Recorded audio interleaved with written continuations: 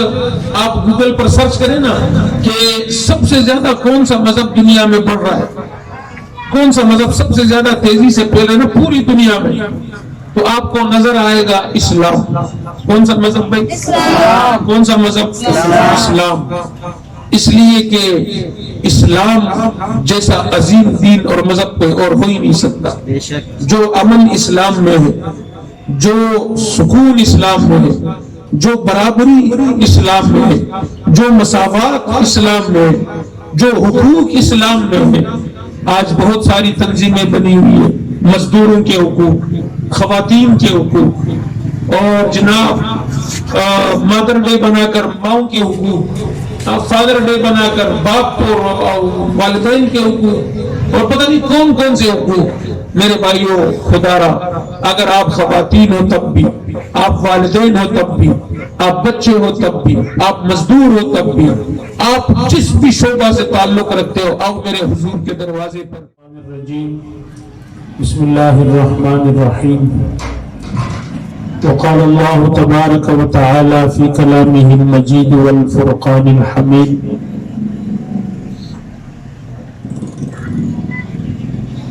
قل إن كنتم تحبون الله فاتبعوني يحببكم الله ويغفر لكم ذنوبكم والله غفور رحيم۔ وقال الله تبارك وتعالى في مقام آخر: والسابقون الأولون من المهاجرين والأنصار والذين اتبعوهم بإحسان رضي الله عنهم ورضوا عنه۔ وقال رسول الله صلى الله عليه وسلم: أصحابي كالنجوم فبأيهم اقتديتم اهتديتم۔ صدق الله العظيم وصدق رسوله النبي الكريم، ونحن على ذلك من الشاهدين والشاكرين، والحمد لله رب العالمين۔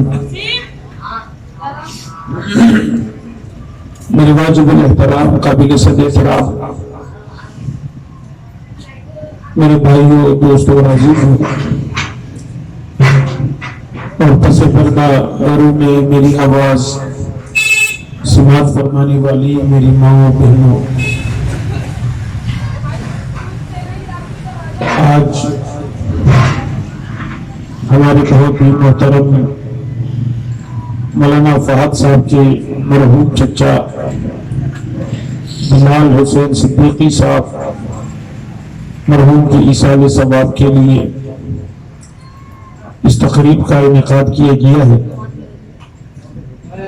اللہ تعالیٰ اس تقریب میں جو قرآن مجید کی تلاوت ہوگی، جو نعت اور نظم پیش کی گئی، اور جو دین کی گفتگو ہوگی، اس کا ایصال ثواب بلال حسین صدیقی مرحوم کو پہنچائے، اور ان کے اہل و عیال، ان کے خاندان، ان کے گھر والے، اور مولانا فہد صاحب کے مدرسے میں جو تعلیم جاری ہے اور وہاں ایک دین کا سلسلہ جاری ہے، یہ سارے اعمال اللہ تعالیٰ قبول فرما کر ان کا ایصال ثواب بلال حسین مرحوم رحمۃ اللہ علیہ کی روح تک پہنچائے۔ یقیناً جو آدمی دنیا سے رخصت ہو جائے اور دنیا کی بعد والی جو زندگی ہے، موت کے بعد والی، وہ زندگی جب شروع ہو جائے تو پھر وہاں کچھ بھی کام نہیں آتا، نہ پیسہ کام آتا ہے، اور نہ عہدہ، نہ مال دولت، اور نہ اولاد، نہ گھر والے، نہ خاندان والے۔ جس طرح دنیا میں عموماً یہ سارے اسباب ہے، آپ کو کسی چیز کی پریشانی ہے، وہ پیسوں سے حل ہو سکتی ہے تو آپ پیسوں سے وہ پریشانی دور کر سکتے ہیں۔ آپ افراد سے اس پریشانی کو دور کرنا چاہے تو افراد سے وہ پریشانی دور ہو سکتی ہے، اور مختلف اسباب اور ایک دنیا کا نظام چل رہا ہے۔ لیکن موت کے بعد والی جو زندگی ہے، جو عالم برزخ کی زندگی ہے، وہ اس دنیا والی زندگی سے بہت مختلف ہے۔ وہاں نہ پیسہ کام آئے گا، وہاں نہ افراد کام آئیں گے، وہاں نہ مال دولت، نہ عہدہ، نہ نام اور منصب، یہ کچھ بھی وہاں کام نہیں آئیں گے۔ وہاں جو چیز کام آئے گا وہ ہے نیک اولاد اور دنیا میں کیے گئے نیک کام۔ اور دنیا میں آپ نے جن لوگوں کے ساتھ نیکیاں کی ہے، نیک کام کیے ہیں، نیک اولاد آپ نے دنیا میں چھوڑی ہے، تو وہ نیک اولاد جو نمازیں پڑھیں گے، جو تلاوتیں کریں گے، جو قرآن پڑھیں گے، جو نیک اعمال کریں گے، ان کا احسان ثواب مرحوم تک پہنچتا رہتا ہے۔ اور علماء نے لکھا ہے کہ صدقہ جاریہ یعنی ایسا صدقہ کہ آپ وہ کر جائیں اور وہ جاریہ ہو، آپ کے دنیا سے جانے کے بعد بھی اس کا احسان ثواب مسلسل آپ کو پہنچتا رہے۔ اس میں علماء نے لکھا ہے کہ پہلی چیز جو ہے وہ صدقہ جاریہ وہ نیک اولاد ہے۔ اگر آپ نے اپنی اولاد کی نیک تربیت کی، انہیں صحیح راستے پر چلایا، انہیں دینی تعلیم سے آراستہ کیا، انہیں قرآن مجید کی تعلیمات سے آراستہ کیا، اپنی اولاد کو حضور علیہ السلام کے لائے ہوئے تعلیمات سے آراستہ کیا، حضور علیہ السلام کی سنتوں اور آپ علیہ السلام کی طرز زندگی سے اپنی اولاد کو آراستہ کیا، انہیں قرآن مجید حفظ کرایا، قرآن مجید کے علوم سے اپنی اولاد کو آراستہ کرایا، تو فرمایا کہ یہ اولاد مرنے کے بعد بھی آپ کے لیے صدقہ جاریہ ہے۔ تو جب تک یہ اولاد نیک کام کرتے رہیں گے، یہ آپ کو مسلسل اجر ملتا رہے گا، اور پھر یہ آگے مزید اوروں کو قرآن پڑھائیں گے، مزید اوروں کو دین کی باتیں سکھائیں گے۔ ان کی وجہ سے اور جتنے لوگ اس صحیح راستے اور نیک اعمال پر آئیں گے، اور یہ سلسلہ یوں چلتا رہے گا۔ فرمایا کہ اس کے والد مرحوم کو جب تک یہ سلسلہ چل رہا ہے، ان کی نیک اولاد کی برکت کی وجہ سے یہ مسلسل یہ تمام لوگوں کے نیک اعمال کا اجر اور احسان ثواب مرحوم تک پہنچتا رہتا ہے۔ تو یہ فرمایا کہ نیک اولاد ہو، اور انشاءاللہ العزیز ہمیں امید ہے بلال حسین مرحوم رحمۃ اللہ علیہ کی جو بیٹے ہیں، بیٹیاں، صاحبزادے گھر والے یقیناً دین سے تعلق رکھتے ہیں، نمازوں کی پابندی کرتے ہیں، نیک اعمال کی طرف راغب ہے۔ ہم دعا بھی کریں گے اللہ تعالیٰ مزید انہیں نیک کاموں کی طرف اور دین کی طرف راغب فرمائے۔ اور ماشاءاللہ مولانا فہد صاحب بھی ان پر محنت کر رہے ہیں، اور اس کے ساتھ ساتھ مولانا فہد صاحب بتا رہے تھے ان کے مدرسے میں، میں ابھی وہاں موجود تھا، کہ جو مدرسے کی جگہ ہے، فرمایا کہ یہ جو مرحوم چچا ہے ہمارے بلال حسین صدیقی صاحب، ان کا بہت بڑا عمل دخل رہا یہاں پر مدرسہ کے بنانے میں۔ تو میں نے وہاں بھی مولانا فہد صاحب سے کہا کہ یہ تو بڑے اپنے لیے بڑے اجر کا بندوبست کر کے چلے گئے۔ اب اس جگہ پر، حالانکہ جگہ دیکھنے میں مختصر سی جگہ ہے، لیکن وہاں چھوٹے چھوٹے بچے، آپ یقین کریں میں جب وہاں پہنچا، چھوٹے چھوٹے بچے قرآن پڑھ رہے ہیں، قاعدہ پڑھ رہے ہیں، معصوم بچے۔ تو جب تک اس جگہ پر اللہ کا قرآن پڑھا جائے گا، قاعدہ پڑھا جائے گا، دین کی باتیں ہوتی رہیں گی، نمازیں وہاں پر پڑھی جاتی رہیں گی، اور آئے دن ہر مہینہ مسلسل وہاں درس قرآن کا اہتمام ہوتا رہے گا، آپ یقین جانیے جب تک وہ جگہ آباد ہے تو یہ بلال حسین مرحوم کو اس کا احسان ثواب ملتا رہے گا، سبحان اللہ، اور یہ سلسلہ چلتا رہے گا۔ تو اس لیے میرے بھائیوں کوشش کرنی چاہیے کہ اپنے آخرت کے لیے بھی کچھ کرنا چاہیے۔ ساری زندگی دنیا کی تو نہیں ہے نا بھائی، آپ بات سمجھ آ رہی ہے بھائیوں کو؟ ساری زندگی یہاں کی تو نہیں ہے، اور یہ تو مختصر سی زندگی ہے، کسی کی 50 سال ہے، کسی کی 60 سال ہے، کسی کی 70 سال ہے، اور یہ ختم ہو جائے گی، یہ ختم ہو جائے گی۔ اس دن ہمارے قائد محترم حضرت مولانا غازی رضی فاروقی صاحب فرما رہے تھے کہ میں نے بڑے سوچ بچار کے بعد بڑا حساب لگایا، تو احادیث میں آتا ہے کہ قیامت کا ایک دن 50,000 سال کا ہوگا۔ کتنا بھائی؟ 50,000 سال۔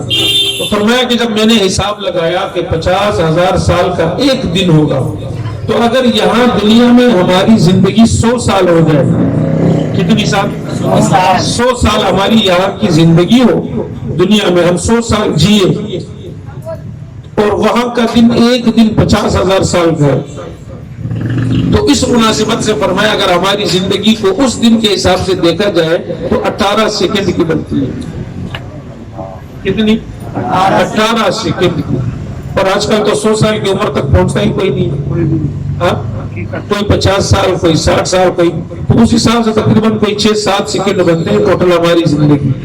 50,000 سال کا جو دن ہوگا نا اس حساب سے تو آپ اندازہ لگاؤ کہ اتنا مختصر سا جو وقت ہے، اور اس وقت کو ہم اگر مال کمانے ہی میں ضائع کر دیں، اس وقت اگر ہم صرف جناب شادی بیاہ، خاندان، گھر بنانا اور لہو لعب اور کھیل کود اور ان چیزوں میں ہم اس مختصر سی زندگی کو صرف کر دیں، ضائع کر دیں، تو پھر بتاؤ جو آخرت والی زندگی شروع ہوگی نا، قبر والی زندگی، برزخ والی، تو وہ تو نہ ختم ہونے والا ایک سلسلہ ہے، اور پتہ نہیں کب تک قبروں میں رہیں گے، اور پھر قیامت کا دن ہوگا، اور پھر 50,000 سال کا ایک دن.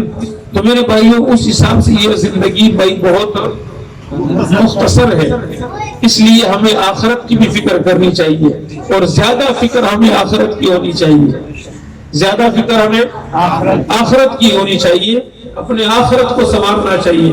حضرات صحابہ کرام رضوان اللہ عنہم اجمعین جو حضور علیہ السلام کی صحبت میں آئے اور حضور علیہ السلام کی صحبت کا اثر ان پر پڑا، تو صحابہ کو اللہ نے جو اتنا اونچا مقام دیا ہے تو یہ یوں تو نہیں دیا، حضور کی صحبت کی برکات ہے، اور حضرات صحابہ کی دنیا سے بے رغبتی ہے، دنیا سے بے رغبتی. حضرت ابو بکر صدیق رضی اللہ تعالیٰ عنہ کوئی معمولی آدمی تو نہیں ہے. حضور علیہ السلام نے فرمایا افضل البشر بعد الانبیاء، تمام نبیوں کے بعد پوری کائنات میں جتنی انسانیت آئی ہے یا جتنی قیامت تک آئیں گے، فرمایا نبیوں کے بعد پوری انسانیت میں جو سب سے افضل آدمی ہے نا وہ حضرت ابو بکر صدیق. کون ہے؟ ابو بکر صدیق رضی اللہ تعالیٰ. اور حضرت ابو بکر صدیق رضی اللہ عنہ صحابہ کے امام ہیں، اور صحابہ کے لیے تو اللہ نے فرما دیا کہ یہ مغفور ہے، یہ بخشا ہے، رضی اللہ عنہ ورضوان، اللہ ان سے راضی ہے، وکل وعد الحسنى، اللہ نے جنت ان کے لیے بنائی ہے. اتنے سارے فضائل کے بعد بھی فرمایا حضرت ابو بکر صدیق رضی اللہ تعالیٰ عنہ جب وہ کبھی ٹہلتے تھے کسی باغیچے اور کسی باغ میں چلے جاتے تو گھاس پھوس کو دیکھ کر کہتے کہ کاش میں یہ گھاس پھوس ہوتا اور ختم ہو جاتا، مجھ سے حساب و کتاب نہ ہوتا. بخشا ہے، اس کے باوجود اتنا فکر آخرت. یہ حضرات صحابہ کا مقام اور دنیا سے بے رغبتی. حضور علیہ السلام مدینہ منورہ کی گلی سے گزر رہے تھے، ایک صحابی کے مکان کو دیکھا کہ اس کے مکان پر بالا خانہ بن رہا ہے، جو آج کل ہم کہتے ہیں دوسرا فلور بن رہا ہے، باخانہ بنا رہے اپنے لیے. حضور علیہ السلام نے دیکھا نا تو ناپسندیدگی کا اظہار فرمایا، اور فرمایا کہ یہ گھر کس کا ہے؟ پتہ ہے کہ فلاں صحابی کا. تو آپ کو پسند نہیں آیا نا، آپ نے منہ سے کچھ کہا نہیں، پسند نہیں آیا، ناگواری کے آثار چہرے پر ظاہر ہوئے. تو صحابہ تو حضور کی ہر ادا کو محسوس کرتے تھے، صحابہ تو حضور پر مر مٹنے والے تھے، صحابہ تو فنا فی الرسول تھے. وہ جو حضور فرماتے نا کہ صبح ہے تو کہتے پیغمبر صبح ہے، حضور کہتے کہ شام ہے تو کہتے کہ شام ہے. صحابہ کا ادب و احترام دیکھو حضور علیہ السلام کا. حجۃ الوداع کے موقع پر حضور علیہ السلام نے جب سارے صحابہ جمع تھے نا، حضور علیہ السلام نے فرمایا آج کون سا دن ہے؟ حالانکہ صحابہ کو معلوم تھا کہ جمعے کا دن ہے. حضور نے سوال کر دیا کہ آج کون سا دن ہے؟ صحابہ نے عرض کیا اللہ کے صحابہ یوں بھی تو کیسے اللہ کے رسول جمعے کا دن ہے کہہ سکتے تھے، کتابی دن جمعے کا، کوئی غلط بات بھی نہ تھی. لیکن صحابہ حضور کا ادب و احترام کتنا کرتے تھے. حضور نے فرمایا میرے صحابہ آج کون سا دن ہے؟ صحابہ نے عرض کی اللہ اور اللہ کے رسول کو پتہ ہے. اتنا زیادہ ادب و احترام. اس کی وجہ یہ کہ حضور علیہ السلام سے صحابہ اس قدر محبت فرماتے تھے نا، صحابہ اس قدر محبت کرتے تھے کہ جو حضور نے فرمایا بس صحابہ کے لیے وہ حرف آخر. تو ناپسندیدگی کا اظہار فرمائے نا تو صحابی تک اطلاع پہنچ گئی، اور صحابہ نے بتا دیا کہ یار آج حضور گزر رہے تھے اور آپ کے مکان کے بالا خانے کو دیکھا تو حضور کو پسند نہیں آیا، آپ کے چہرے پر ناگواری کے آثار تھے. صحابی نے کہا اچھا، فوراً آیا، اس پورے گھر کو ملیا بیٹھ کر دیا. کہ میرے حضور کو پسند نہیں ہے، پھر میں کیسے اس میں رہوں؟ کچھ دن کے بعد جب پھر حضور وہاں سے گزرے نا، دیکھا تو وہ مٹی کا ڈھیر بن چکا ہے۔ حضور نے فرمایا یہ وہی مکان نہیں؟ عرض کی اللہ کے رسول مکان وہی ہے، لیکن اس صحابی تک جب اطلاع پہنچی نا تو اس صحابی نے اپنے مکان کو ملیامت کر دیا اور کہا کہ جب میرے حضور کو پسند نہیں ایسے مکان میں میں رہنا بھی نہیں چاہتا۔ یہ حضرات صحابہ فکر آخرت۔ حضرت امیر معاویہ رضی اللہ تعالیٰ عنہ 22 رجب آپ کا یوم وفات ہے، اور رجب کے مہینے میں اس مناسبت سے ہم درس قرآن اور پروگرامات کرتے ہیں کہ لوگوں کو حضرت امیر معاویہ کا مقام سمجھائے۔ امیر معاویہ صحابی رسول ہے، کیا ہے بھائی؟ چاہے صحابی رسول ہے حضرت امیر معاویہ رضی اللہ تعالیٰ عنہ، اور آپ کے والد محترم حضرت ابو سفیان رضی اللہ تعالیٰ عنہ بھی صحابی رسول ہے۔ آپ کی والدہ حضرت ہند رضی اللہ عنہا بھی صحابیہ رسول ہے۔ یہ کتنا خوش نصیب گھرانہ ہے کہ حضرت معاویہ رضی اللہ تعالیٰ عنہ بھی صحابی رسول۔ حضرت امیر معاویہ کے ایک بڑے بھائی ہے حضرت یزید بن ابو سفیان رضی اللہ تعالیٰ عنہ، وہ بھی صحابی رسول۔ حضرت امیر معاویہ کی بہن حضرت ام حبیبہ رضی اللہ عنہا، وہ بھی صحابی رسول، اور حضور علیہ السلام کے نکاح میں حضور کی زوجہ محترمہ ہے۔ اور حضرت امیر معاویہ کے والد حضرت ابو سفیان رضی اللہ عنہ اور والدہ حضرت ہند رضی اللہ عنہ، تو یہ پورا گھرانہ صحابہ، پورا گھرانہ صحابہ کا اتنا خوش نصیب گھرانہ کہ فتح مکہ کے موقع پر یہ اعزاز اللہ کے رسول نے اس گھرانے کو بخشا۔ فرمایا کہ جو خانہ کعبہ میں داخل ہو کر پناہ لے میں پیغمبر اس کو بھی معاف کرتا ہوں، اور جو حضرت ابو سفیان کے گھر میں داخل ہو کر پناہ لے میں پیغمبر اس کے لیے بھی معافی کا اعلان کرتا ہوں۔ اور حضرت امیر معاویہ رضی اللہ تعالیٰ عنہ جب سے مشرف بے اسلام ہوئے تو حضور علیہ السلام کی صحبت میں اور آپ کی خدمت میں اس قدر جمے رہے، اس قدر کہ ہر وقت حضور کی خدمت میں رہے۔ اور حضرات صحابہ دنیا سے بے رغبتی، ان کی بے رغبتی آپ دیکھیے۔ حضرت امیر معاویہ رضی اللہ عنہ کے والد محترم حضرت ابو سفیان رضی اللہ تعالیٰ عنہ، غزوہ حنین میں حضرت ابو سفیان رضی اللہ تعالیٰ عنہ کی ایک آنکھ ضائع ہو گئی، تیر لگا، آنکھ ضائع ہو گئی۔ حضور کی خدمت میں آئے، عرض کی اللہ کے رسول اگر آپ دعا فرمائیں گے تو اللہ میری آنکھ کو صحیح سلامت کر دے۔ حضور نے فرمایا ابو سفیان کہتے ہو تو میں دعا کرتا ہوں اللہ تمہیں دنیا میں آنکھ دے دے گا، آنکھ صحیح ہو جائے گی، اور اگر کہتے ہو کہ نہیں اسی طرح ایک آنکھ پر راضی ہو تو اللہ جنت میں آنکھ دے گا، جنت کی آنکھ اور آخرت کی نعمتوں سے نواز دے گا۔ تو اگر صحابہ کے دل میں دنیا کی محبت ہوتی نا تو حضرت ابو سفیان رضی اللہ تعالیٰ عنہ کہہ دیتے اللہ کے رسول دعا کریں آنکھ مل جائے، جنت میں تو ویسی ملنی ہے، لیکن نہ۔ فرمایا حضرت ابو سفیان نے عرض کیا اللہ کے رسول بس آپ دعا نہ کریں، میں اسی طرح رہنے پر اللہ سے راضی ہوں، میں اسی طرح ایک آنکھ پر بھی خوش ہوں، بس اللہ کے لیے اللہ سے دعا کرے اللہ مجھے اس کے بدلے جنت میں نعمتوں سے نواز دے۔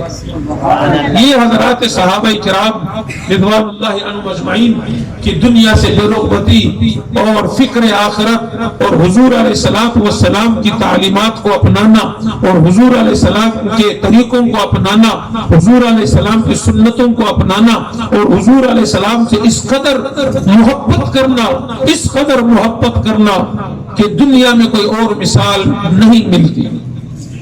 یہ حضرات صحابہ کا مقام اور رتبہ ہے۔ اور ایک صحابی کے متعلق آتا ہے کہ حضور علیہ السلام کی خدمت میں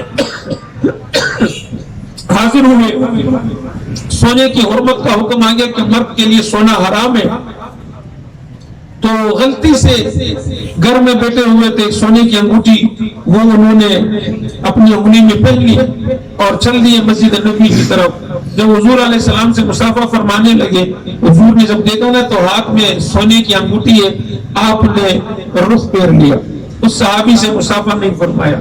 وہ صحابی بڑے پریشان ہوئے کہ اللہ کے رسول مصافحہ نہیں فرما رہے، واپس باہر گئے، اپنے لباس کو ذرا دیکھا کہ کیا کمی کوتاہی اور کیا ایسی غلطی ہوئی ہے کہ حضور مصافحہ نہیں فرما رہے۔ اپنے آپ کو درست کر کے پھر آئے، سلام کیا، حضور نے پھر مصافحہ نہیں فرمایا، پھر تیسری بار، اور بہت ہی پریشان ہو کر جب باہر آئے نا اور صحابہ کو جمع کیا اور کہنے لگا بھائی مجھے بتاؤ تو صحیح مجھ میں کیا غلطی ہے کیا وجہ ہے؟ آپ لوگ مجھے بتاؤ، مجھے تو سمجھ نہیں آ رہا۔ اللہ کے رسول مجھ سے مسافہ نہیں فرما رہے۔ جب صحابہ نے دیکھا نا تو ایک صحابی کی نگاہ پڑ گئی اور انہوں نے کہا کہ آپ کی انگلی میں سونے کی انگوٹھی ہے اور ابھی تازہ تازہ سونے کی حرمت کا حکم آیا ہے، اس کے باوجود بھی آپ نے پہن لیے۔ تو وہ فوراً دوڑتے دوڑتے گھر گئے۔ جب گھر پہنچے تو دیکھا کہ گھر والی تندور جلا کر روٹیاں بنا رہی ہے، تو یہ صحابی فوراً گئے، سونے کی انگوٹھی اتاری اور اس تندور میں آگ میں ڈال دی۔ بیوی نے کہا اللہ کے بندے تیرے لیے حرام ہے، میرے لیے تو نہیں، عورت کے لیے تو حرام نہیں، مجھے دے دیتے۔ اس صحابی نے کہا جس مال کی وجہ سے، جس سونے کی وجہ سے میرا محبوب مجھ سے مصافحہ نہ کرے، اس مال کو میں گھر میں رکھنا بھی پسند نہیں کرتا، اسے جلا ڈالا۔ یہ حضرات صحابہ کی حضور علیہ السلام سے محبت ہے، یہ حضرات صحابہ کی فکر آخرت ہے۔ حالانکہ صحابہ تو میں نے شروع میں عرض کی کہ بخشے بخشائے، لہم مغفرۃ و اجر عظیم، یہ صحابہ کے لیے اجر عظیم بھی صحابہ کے لیے، مغفرت کے سارے درجات بھی صحابہ کے لیے۔ اس کے باوجود حضرات صحابہ کا یہ مقام اور یہ رتبہ۔ آج ہم بھی اپنے آپ کو مسلمان کہتے ہیں، ہم بھی ذرا اپنے اعمال پر نگاہ ڈالیں کہ ہم کیا کر رہے ہیں۔ آج ہماری نمازیں کیسی ہیں، آج ہمارے معاملات کیسے ہیں، آج ہمارے لین دین کیسے ہیں، آج ہماری تجارت کیسی ہے، آج ہمارے رہن سہن کا طریقہ کیسے، آج ہمارے شادی بیاہ اور گھر میں فوتگی تو کیا کیا رسم و رواج ہم لوگوں نے اپنی طرف سے ملا کر اپنے لیے ہم نے مشکلات پیدا کر دی۔ اتنے رسم و رواج کہ سادگی سے شادی کرنا اب ہم عیب سمجھتے ہیں کہ یار لوگ کیا کہیں گے، خاندان والے کیا کہیں گے، قوم قبیلے والے کیا کہیں گے، گلی محلے والے کیا کہیں گے۔ وہ ایک شخص نے کہا نا کہ یار یہ فکر کرنا چھوڑ دو کہ لوگ کیا کہیں گے۔ جب یہ آپ بھی یہ سوچو گے کہ لوگ کیا کہیں گے تو لوگ پھر کیا کہیں گے۔ جب آپ بھی یہ سوچو گے کہ لوگ کیا کہیں گے تو پھر لوگ کیا کہیں گے۔ اس لیے فرمایا کہ بھائی رسم و رواج اور یہ سارے طریقے چھوڑ کر حضور علیہ الصلوۃ والسلام کی سنتوں پر آ جاؤ، انشاءاللہ العزیز بہت سارے مشکلات خود بخود حل ہو جائیں گے۔ حضرات صحابہ کی زندگیوں کو پڑھ لیجئے تو بھائی فکر آخرت ہونی چاہیے نہیں ہونی چاہیے؟ گھروں میں میری مائیں بہنیں سن رہی ہیں، حضرات صحابیات کی زندگیوں کا مطالعہ کریں۔ حضور علیہ السلام کی ازواج مطہرات حضرت ام المؤمنین سیدہ خدیجہ رضی اللہ عنہا، سیدہ حضرت عائشہ صدیقہ رضی اللہ عنہا، حضرت حفصہ رضی اللہ عنہ، حضرت میمونہ رضی اللہ عنہ، حضرت جویریہ رضی اللہ تعالیٰ عنہ، بہت ساری حضور علیہ السلام کی ازواج مطہرات، ان کی زندگیوں کا مطالعہ ہر ماں اور ہر بہن پر ضروری ہے۔ اور حضرت حضور علیہ السلام کی بنات اربع، حضور کی 4 صاحبزادیاں جن میں حضرت زینب رضی اللہ عنہ، حضرت ام کلثوم، حضرت رقیہ، حضرت فاطمہ رضی اللہ عنہ، ان کی زندگیوں کا مطالعہ ہر گھر کی خواتین کے لیے ضروری ہے کہ ان خواتین نے، ان صحابیات نے کس طرح اپنی زندگی گزاری ہے، حضور علیہ السلام نے کس طرح۔ دیکھیں نا، حضور علیہ السلام نبی اور پیغمبر اور رسول ہے اور سب سے اعلیٰ منصب آپ کے پاس ہے، آپ سے بڑھ کر کوئی اور پیغمبر اور رسول عظمت میں بڑھ کر کوئی نہیں، آپ آخری نبی ہے، آخری رسول ہے اور ختم نبوت کا تاج اللہ نے آپ کے سر سجا دیا ہے۔ لیکن حضور علیہ السلام کی آپ زندگی کو پڑھیں تو کہیں حضور علیہ السلام ہمیں والد کے روپ میں نظر آتے ہیں، کہیں ہمیں حضور علیہ السلام شوہر کے روپ میں نظر آتے ہیں، کہیں ہمیں حضور علیہ السلام جناب چچا اور بھتیجا اور بھائی اور داماد اور سسر کے روپ میں نظر آتے ہیں۔ آپ سسر ہیں تو حضور کی زندگی پڑھے کہ حضور بطور سسر کس طرح کردار ادا فرماتے تھے۔ آپ داماد ہیں تو آپ پڑھے کہ حضور علیہ السلام بحیثیت داماد کس طرح آپ نے زندگی گزاری ہے۔ تو حضور کی ساری زندگی محفوظ ہے۔ یہ بھی حضور علیہ السلام کا معجزہ اور اللہ رب العزت کا احسان اور کرم ہے، اس لیے کہ حضور کے دین کو قیامت تک کے لیے نافذ کرنا تھا اور حضور کے دین کو قیامت تک کے لیے چلانا تھا۔ الیوم اکملت لکم دینکم واتممت علیکم نعمتی ورضیت لکم الاسلام دینا۔ دین کو اللہ نے مکمل کر دیا ہے اور دین میں کوئی ایسی بات ہے نہیں جو آج ہمیں ضرورت ہو اور وہ دین میں موجود نہ ہو۔ ایسی کوئی بات بھائی باقی دین مکمل، ہر چیز کا طریقہ موجود ہے، بڑے سے بڑے مسئلہ اور چھوٹے سے چھوٹا مسئلہ، دین کے اندر سب کچھ موجود ہے، سب کچھ موجود ہے، اور اللہ نے دین کو مکمل کر دیا۔ اور جس دین کو، جس مذہب کو اللہ نے ہمارے لیے پسند فرمایا، اسلام کو، تو جو اللہ پسند فرمایا اس سے بڑھ کر کوئی اور چیز ہو سکتی ہے اعلیٰ؟ نہیں۔ بولو بھائی میرے، کوئی اور چیز اعلیٰ ہو سکتی ہے؟ نہیں ہو سکتی۔ اسلام تو حضور علیہ السلام سے آج تک 1400-1500 سال کا عرصہ بیت گیا ہے، لیکن حضور علیہ السلام کی ایک ایک ادا محفوظ ہے، ایک ایک ادا۔ حضور علیہ السلام چلتے کیسے تھے یہ علماء آپ کو بتائیں گے، حضور کی یہ زندگی محفوظ ہے۔ حضور علیہ السلام کھاتے کیسے تھے، کھانا کیسے تناول فرماتے تھے، حضور کی یہ سنتیں محفوظ ہے۔ حضور علیہ السلام پانی کیسے پیتے تھے، یہ سنتیں محفوظ ہے۔ حضور علیہ السلام مصافحہ کیسے فرماتے تھے، یہ سنتیں محفوظ ہے۔ حضور علیہ السلام لباس کیسے پہنتے تھے، یہ سنتیں محفوظ ہے۔ حضور علیہ السلام کے بال مبارک اور داڑھی مبارک کیسی تھی، یہ محفوظ ہے۔ حضور کی ہر ادا اور ہر قول اور ہر فعل، ساری زندگی آپ کی محفوظ ہے۔ تو یہ محفوظ کرنے والے کون ہیں بھائی؟ صحابہ۔ بولو بھائی، صحابہ۔ یہ محفوظ کرنے والے کون ہیں؟ صحابہ۔ حضور کی ساری زندگی کو محفوظ کرنے والے صحابہ ہیں، اور ایسی محفوظ کی اتنی امانت اور دیانت کے ساتھ کہ ایک بات اپنی طرف سے بڑھائی نہیں اور ایک بات اپنی طرف سے گھٹائی نہیں۔ جو حضور نے دیا، جتنا دیا، جیسے دیا، امت کو دے دیا صحابہ نے۔ آج ساری زندگی محفوظ ہے۔ اور آج آپ گوگل پر سرچ کریں نا کہ سب سے زیادہ کون سا مذہب دنیا میں بڑھ رہا ہے، کون سا مذہب سب سے زیادہ تیزی سے پھیل رہا ہے پوری دنیا میں، تو آپ کو نظر آئے گا اسلام۔ کون سا مذہب بھائی؟ اسلام۔ کون سا مذہب؟ اسلام۔ اس لیے کہ اسلام جیسا عظیم دین اور مذہب کوئی اور ہو ہی نہیں سکتا۔ جو امن اسلام میں ہے، جو سکون اسلام میں ہے، جو برابری اسلام میں ہے، جو مساوات اسلام میں ہے، جو حقوق اسلام میں ہے۔ آج بہت ساری تنظیمیں بنی ہوئی ہیں، مزدوروں کے حقوق، خواتین کے حقوق، اور جناب مدر ڈے بنا کر ماؤں کے حقوق، فادر ڈے بنا کر باپ اور والدین کے حقوق، اور پتہ نہیں کون کون سے حقوق۔ میرے بھائیوں، خدا را، اگر آپ خواتین ہو تب بھی، آپ والدین ہو تب بھی، آپ بچے ہو تب بھی، آپ مزدور ہو تب بھی، آپ جس بھی شعبہ سے تعلق رکھتے ہو، آؤ میرے حضور کے دروازے پر، تمہیں سب کے حقوق وہیں سے ملیں گے، سب کے حقوق وہیں سے نظر آئیں گے۔ اسلام میں جتنے مساوات اور جتنے حقوق ہے اور جتنی برابری ہے، دنیا کے کسی اور مذہب میں ہو ہی نہیں سکتی۔ جو پیغمبر خود حق دینے آئے ہو، جو خود حق دینے آئے ہو، اور جو خود انصاف کرنے آئے ہو، جو خود برابری کرنے آئے ہو، تو بھائی پھر بتاؤ کہ اس مذہب میں بے انصافی ہو سکتی ہے؟ تو جو دیگر مذاہب میں نا ٹھوکریں کھا کھا کر تنگ آ کر زندگی سے یا تو خودکشی کر جاتے ہیں، یا تو اگر اسلام کا مطالعہ کرے تو اسلام لے آتے ہیں، اسلام قبول کر لیتے ہیں۔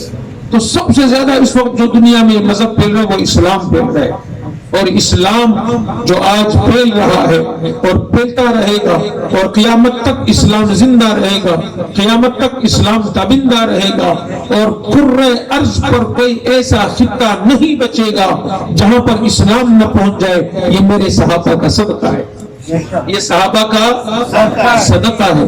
آپ دیکھیں نا حضرات صحابہ مکہ اور مدینہ سے نکلے اور کہاں کہاں پہنچ گئے، پوری دنیا میں پھیل گئے۔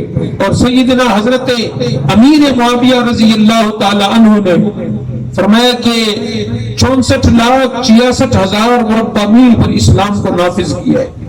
کتنے؟ 64 لاکھ، یعنی نصف دنیا سے زائد پر حضرت امیر معاویہ رضی اللہ تعالی عنہ نے اسلام کو نافذ کیا۔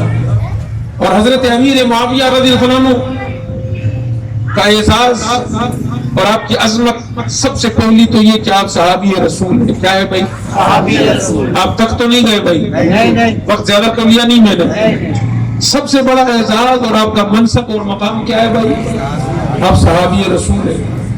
اور پھر اللہ نے اور اللہ کے رسول نے آپ کو حضرت امیر معاویہ کو کاتب قرآن بنایا. کہو نا سارے ذرا سبحان اللہ. کیا بنایا؟ کاتب قرآن، قرآن لکھنے والا. یہ جو آج ہمارے اور آپ کے گھروں میں قرآن موجود ہے نا، یہ قرآن کا جو نسخہ موجود ہے، قرآن موجود ہے، اس قرآن کو لکھنے والے ہاتھ حضرت امیر معاویہ کے. سبحان اللہ. اور بہت ساری اسلام کے لیے آپ کی خدمات. میں صرف یہ ایک بات عرض کرنا چاہتا ہوں کہ کس طرح پوری دنیا تک اسلام پہنچایا. حضرت عمر رضی اللہ تعالیٰ عنہ کے دور خلافت میں حضرت امیر معاویہ رضی اللہ تعالیٰ عنہ کے بڑے بھائی حضرت یزید بن ابی سفیان رضی اللہ تعالیٰ عنہ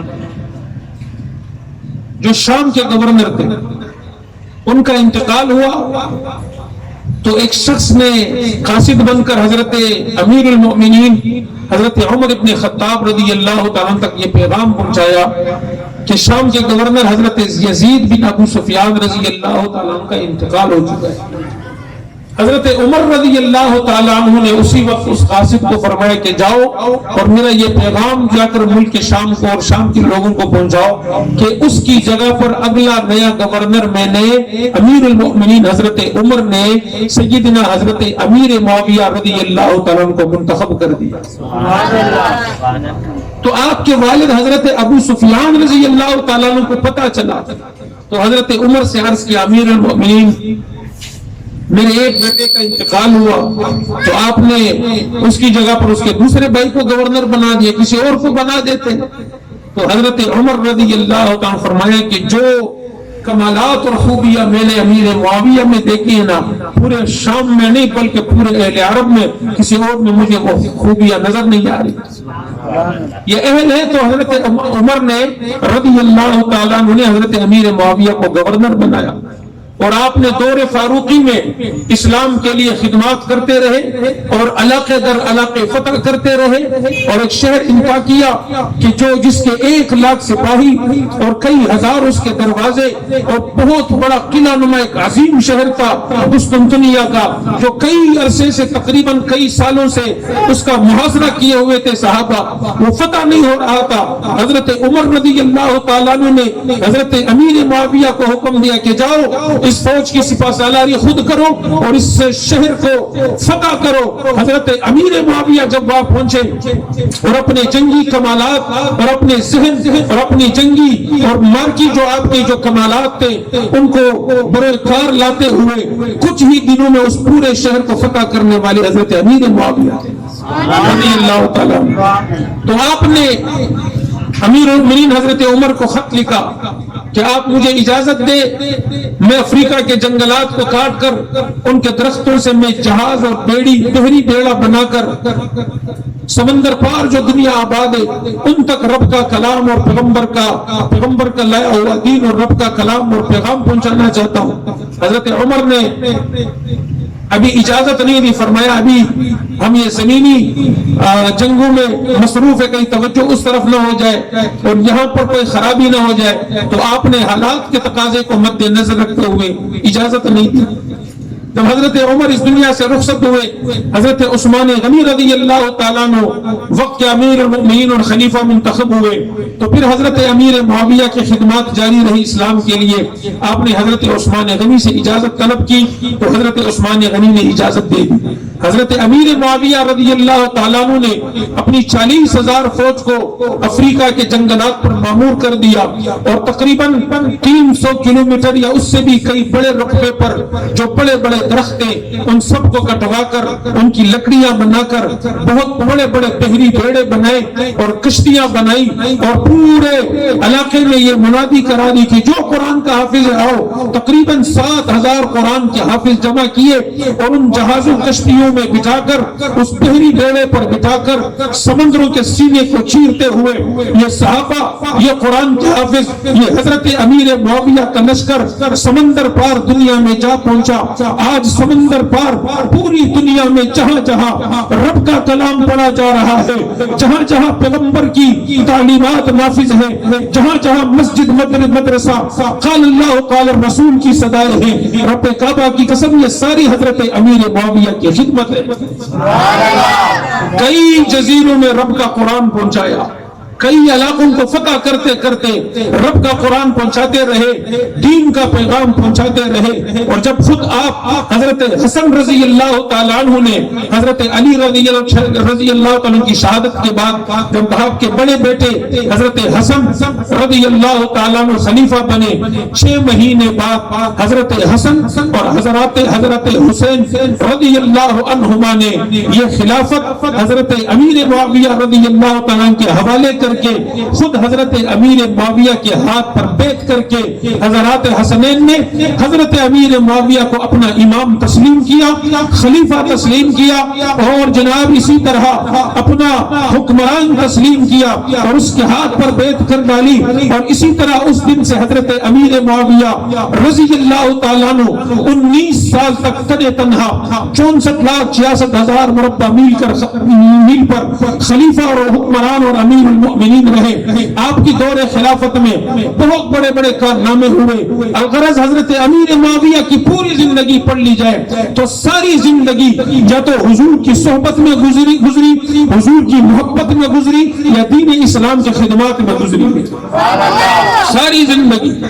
اور حضرت امیر معاویہ رضی اللہ تعالیٰ عنہ کو آخری بات عرض کرتا ہوں، حضور علیہ السلام سے کتنی محبت تھی۔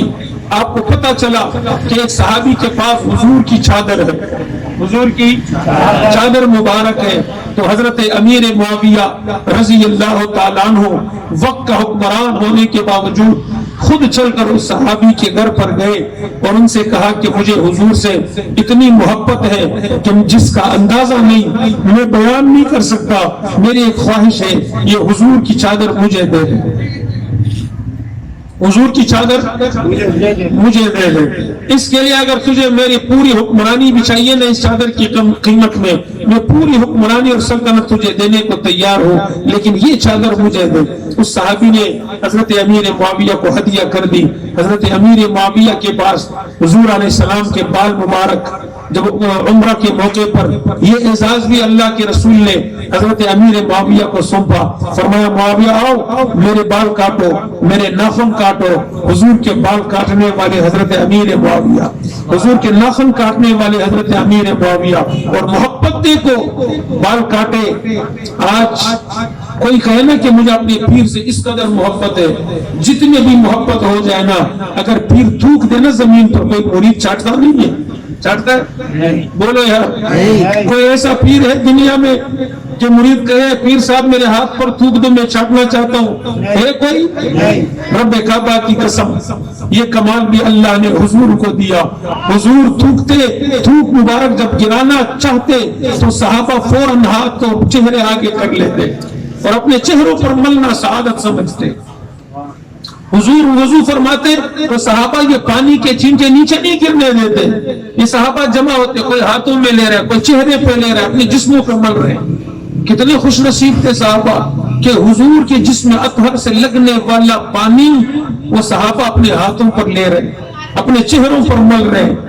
تو حضرت امیر معاویہ نے وہ ناخن اور وہ بال اپنے پاس محفوظ رکھے، اور جب وہ چادر بھی ملی جس چادر میں حضور آرام فرماتے تھے، اور جو چادر ہجرت والی رات اللہ کے رسول نے حضرت علی پر ڈالی، ایک رات حضرت علی اس چادر میں سوئے، ایک رات علی کی عظمت سر آنکھوں پر، علی کی عظمت پر قربان، ایک رات حضور کی چادر میں سوئے۔